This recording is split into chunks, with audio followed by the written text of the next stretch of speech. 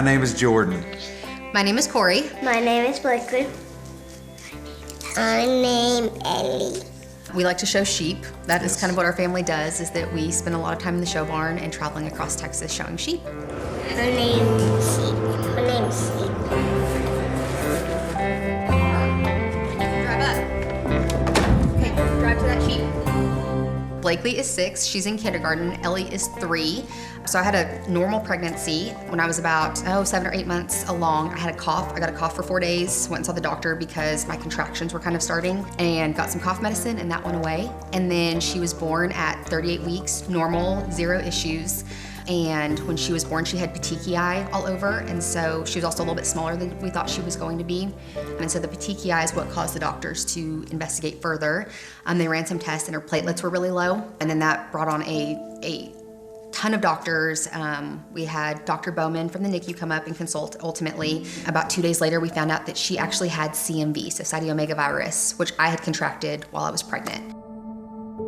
And so CMV is really a normal virus. Like 80% of adults have had it, and it's only an issue if you contract it for the first time while you're pregnant. And CMV can range in seriousness from 0 symptoms, so she could have been completely asymptomatic, to severely disabled. With Ellie, that has been, her main thing has been hearing loss, and so she has lost all of her hearing from CMV.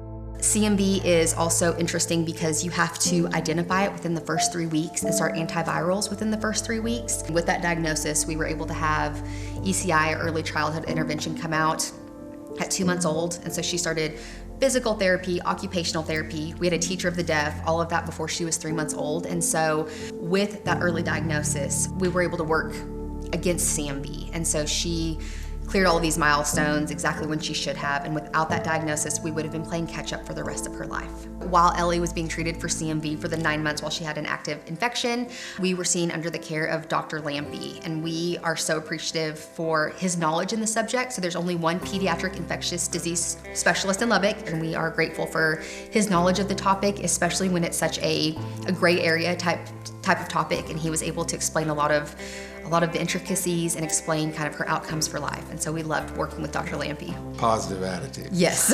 Very positive person. With a baby or an infant who has hearing loss, they do something called ABRs, which is an auditory brain response. The best chances of getting to understand their true level of loss is to do it sedated. And so we have been at Covenant for our birth. We have been at Covenant a lot. She had tubes.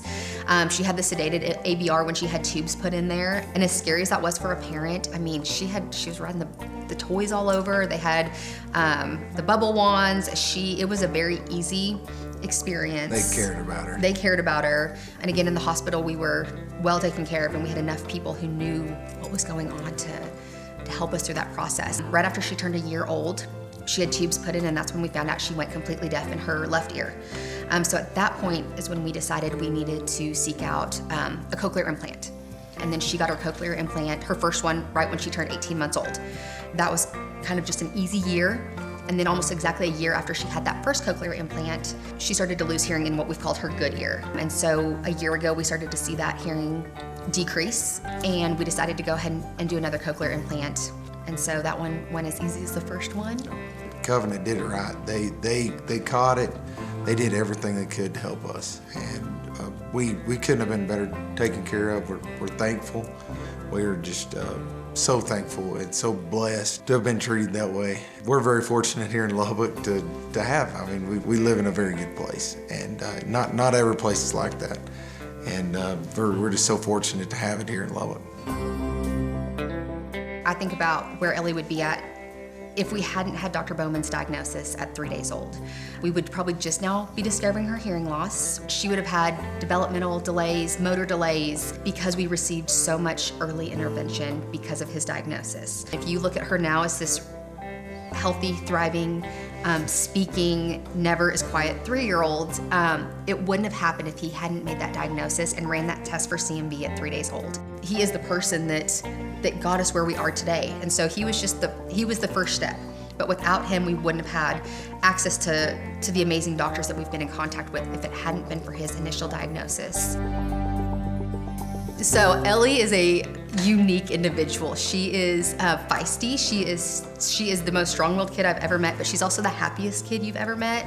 She is learning like sign language right now, and she talks up a storm. She's never quiet, which is just I can appreciate it knowing that we didn't know if she was ever gonna talk. It's amazing. She knows sign language. I mean, she knows a couple hundred signs, and just to see her kind of embrace this, like she loves her cochlear implants. She is at a school for the deaf, so she's surrounded with other kids who have hearing like loss. Her.